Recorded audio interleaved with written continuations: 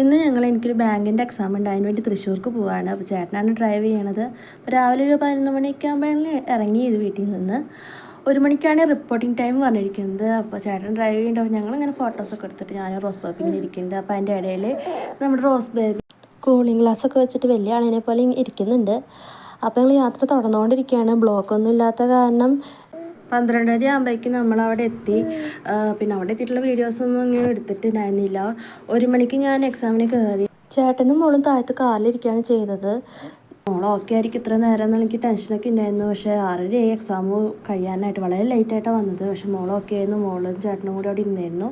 അതുകഴിഞ്ഞ് ഞങ്ങൾ ഫുഡ് കഴിക്കാൻ ഒരു ജ്യൂസ് ഹബിൽ കയറാണ്. അപ്പോൾ എല്ലാം ഓർഡർ കൊടുക്കും എന്നുള്ള ചിന്തയിൽ റോസ് ബേബി മെനു കാർഡൊക്കെ നോക്കുന്നുണ്ട്. അപ്പോഴേക്കും നമ്മുടെ ഫുഡ് വന്നു.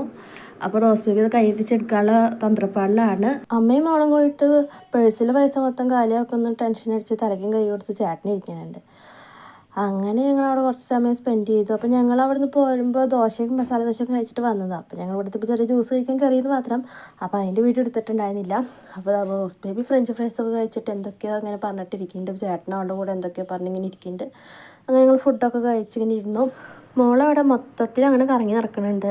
അവിടെ എവിടെയെന്ന് പറഞ്ഞിട്ട് എല്ലാം ഷോപ്പ് മൊത്തം അങ്ങനെ കറങ്ങുന്നുണ്ട്. അങ്ങോട്ടും ഇങ്ങോട്ടും എന്നൊക്കെ പറഞ്ഞിട്ട് പോകുന്നുണ്ട്. അങ്ങനെ നേരെ ഒരുപാട് ലേറ്റായി. ഞങ്ങൾ തിരിച്ച് വീട്ടിലേക്ക് പോവുകയാണ്. അപ്പോൾ ഇത്രയുള്ള ഇന്നത്തെ വീഡിയോ. ടാറ്റ ബൈ.